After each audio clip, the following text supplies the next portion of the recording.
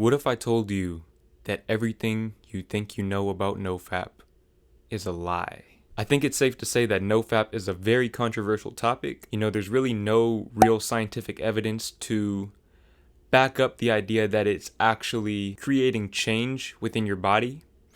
A lot of people even say that it can be harmful in the long run. And yet, if you go on to these forums, you go on to Reddit, you'll see all of these stories, thousands of stories where people are saying that they have experienced vast changes in their life from doing NoFap. And I'm talking about vast changes, complete 180-degree turnarounds. I'm talking about people curing depression, anxiety, people having more success with women, getting more respect from other men, being able to get jobs that they wanted, being able to start their own business, get in shape, all types of things. And, I myself have made multiple videos outlining some of the benefits that I've experienced, and I have a playlist with all of those videos if you want to check them out. I'm sure a lot of you probably came from my NoFap videos. So, clearly there's something going on here. There's a big discrepancy between what science says and what people are actually experiencing. Now, I'm not going to sit here and act like I worship science, but usually when it comes to the human body, science tends to be pretty accurate. But if science is accurate, how could they explain the benefits that I've experienced? How can they tell me what's going on inside of my body? I've experienced more discipline. I've experienced mental clarity and more sharpness. I've experienced more creativity since starting NoFap. I've been much more motivated to chase my dreams and to stay within my purpose and to expand my purpose beyond what I can actually see right now in front of me. And yet, science is telling me that I'm not experiencing any of these things, or at least I shouldn't be experiencing any of these things.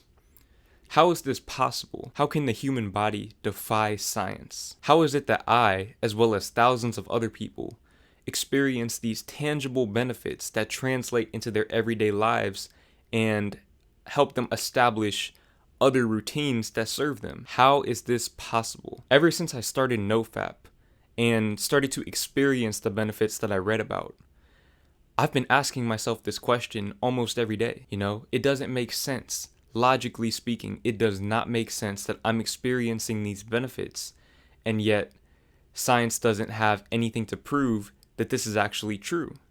But I know what I'm feeling. I know what I'm feeling because I'm in my body. I know how I feel mentally, physically. I feel that extra energy that I have. Today, I think I have the answer, and some of you are not going to like it, but hear me out. I think it's all in your head. I think that it's placebo. Now, I know a lot of you do not want to hear that. You're like 90 days on NoFap. You've been, fasting from the most pleasurable experience that you could basically feel as a human. And me telling you that makes you feel like you're doing it all for no reason now. But like I said, just hear me out. That statement, it's all in your head, it holds a lot more weight than you think it does. You see, when I say it's all in your head, I'm not just referring to NoFap. When I say it's all in your head, I'm referring to everything that you experience in this life, in this reality, in this tangible experience as a human being, as the person that you've come to believe that you are. And if you believe in the law of attraction, this will make sense to you. Everything is a placebo. It's all coming from within. Everything that you experience or that you think you're experiencing is all an illusion.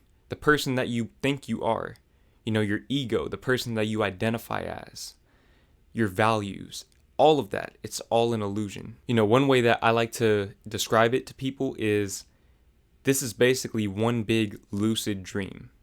When you're in a dream, everything that's happening to you is actually happening inside of you. And because it's happening inside of you, you can change it.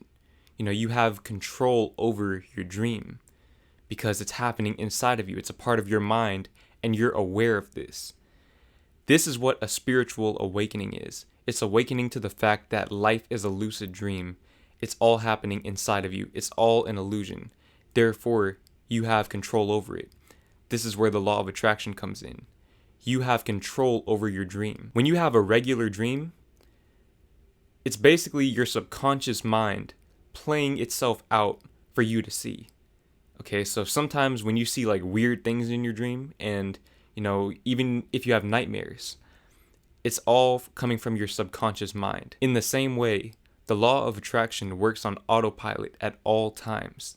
It doesn't stop just because you don't know it's working. It happens in the background of your life until you decide to shine your light on it and use it for your benefit. It's just like realizing that you're in a dream and thus having the ability to control your dream or influence your dream with just your thoughts. Just deciding that you want to have a different experience. Putting it into your subconscious. The only difference is in a lucid dream, things happen instantly, because since it's coming directly from the subconscious, there's no time delay. It just happens immediately. Basically, that's one big analogy for me to say that you control the outcome. You control the outcome of your life, of your experience, of your dream. I think that this is why NoFap works for some people, but doesn't work for other people.